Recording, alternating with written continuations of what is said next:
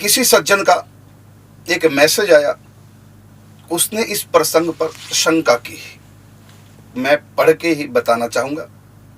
गुरुदेव, माता पार्वती का अपने हाथों से खाना खिलाना, कहीं प्रसंग में मिलावट तो नहीं?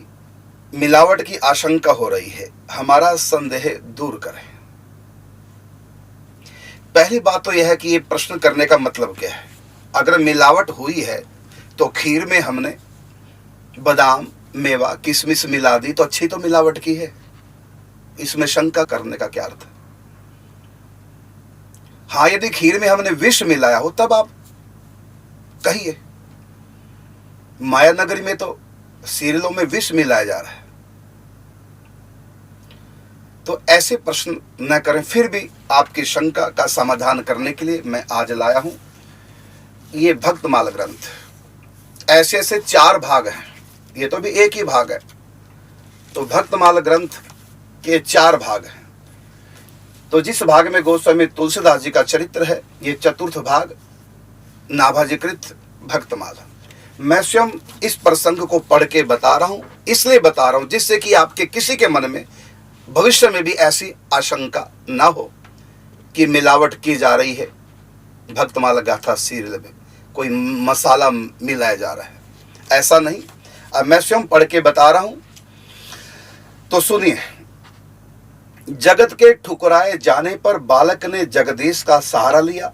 परिणाम यह हुआ कि जग जननी श्री पार्वती जी ब्राह्मणी का रूप धारण करके आती और अपनी गोद में बैठा करके रोज भोजन पवा जाती, अपनी गोद में बैठा करके। हमने तो ये दिखाया भी नहीं, बल्कि कारण क्या, क्योंकि बच्चा हमारे पास बड़ा था।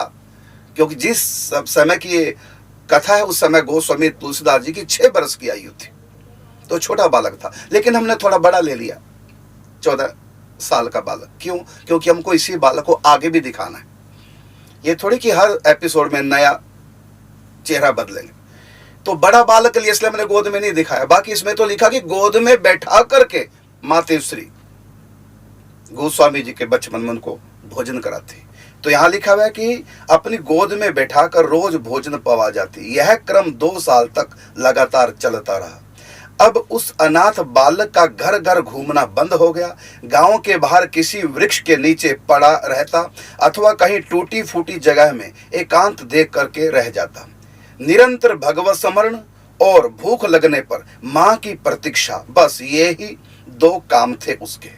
कुछ दिन बाद गांव वालों का ध्यान इस ओर आकर्षित हुआ कि बालक को कौन खिला पिला जाता है।